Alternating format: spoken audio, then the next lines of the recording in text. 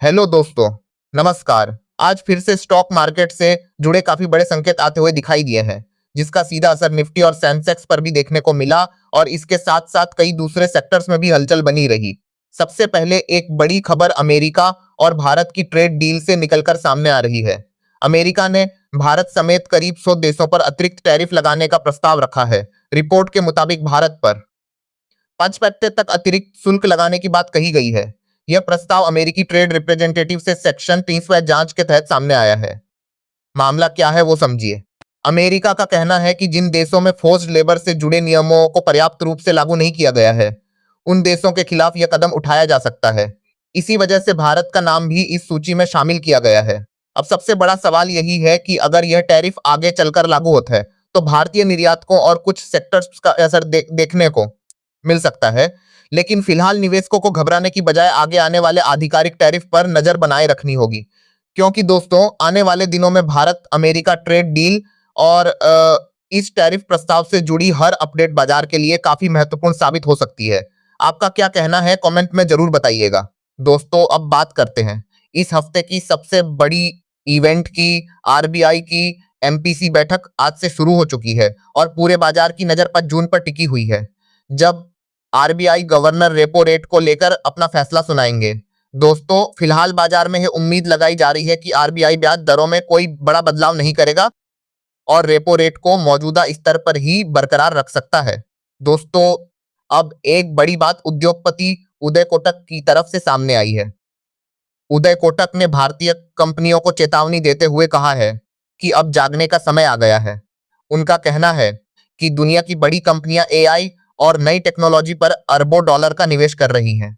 यहां तक कि गूगल जैसी कंपनी भी लगभग $80 बिलियन निवेश करने की तैयारी में है। दोस्तों उनका मानना है कि भारतीय बिजनेस को भी तेजी से बदलती टेक्नोलॉजी और एआई की इस दौड़ में खुद को तैयार करना होगा, वरना भविष्य में प्रतिस्पर्धा करना मुश्किल हो सकता है।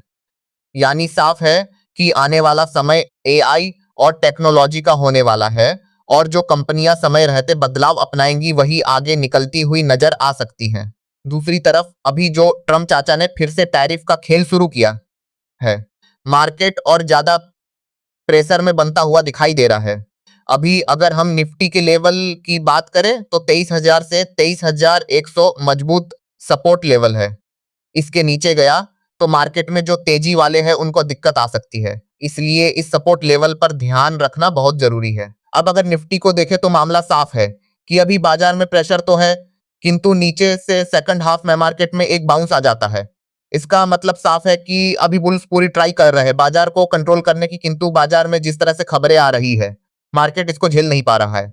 दोस्तों अब बात करते हैं यूएस मार्केट से आई एक बड़ी अपडेट की। फेडरल रिजर्व के नए चेयरमैन केविन वॉश ने पद संभालते ही अपनी नई टीम बनानी शुरू कर दी है। रिपोर्ट्स के मुताबिक उन्होंने कुछ अहम इकोनॉमिक एडवाइजर्स को अपनी टीम में शामिल किया है, जिसे मार्केट में एक बड़े पॉलिसी शिफ्ट के संकेत के रूप में देखा जा रहा है। दोस्तों मार्केट एक्सपर्ट्स का मानना है कि आने वाले समय में फेडरल रिजर्व की मॉनेटरी पॉलिसी और इंटरेस्ट रेट आउटलुक को लेकर कुछ नए संकेत देखने को मिल सकते हैं। यही वजह है कि ग्लोबल इन्वेस्टर्स की नजर अब फेड की अगली रणनीति पर बनी हुई है।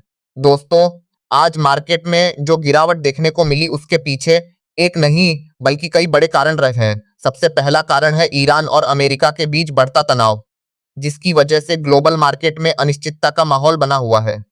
दूसरा, कच्चे तेल की कीमतों में तेजी देखने को मिली है, जो भारत जैसे आयातक देश के लिए चिंता का विषय माना जाता है। तीसरा, रुपया डॉलर के मुकाबले कमजोर होता दिखाई दिया, जिससे भी निवेशकों का सेंटीमेंट प्रभावित हुआ।